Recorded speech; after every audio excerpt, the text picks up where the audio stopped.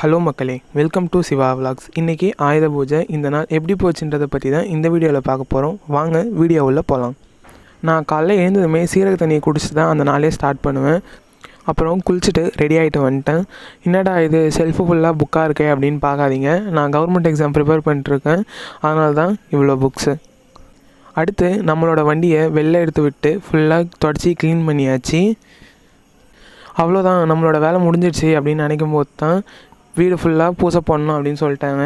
சரி, நம்ம வண்டியிலேருந்தே ஆரம்பிச்சிடும் அப்படின்றதால வண்டிக்கு ஃபஸ்ட்டு பூசையை போட்டு, அடுத்தது கதவு, வீட்டில் இருக்கக்கூடிய எலக்ட்ரானிக் பொருட்கள் எல்லாத்துக்குமே நம்ம பூசையை போட்டு முடிச்சாச்சு.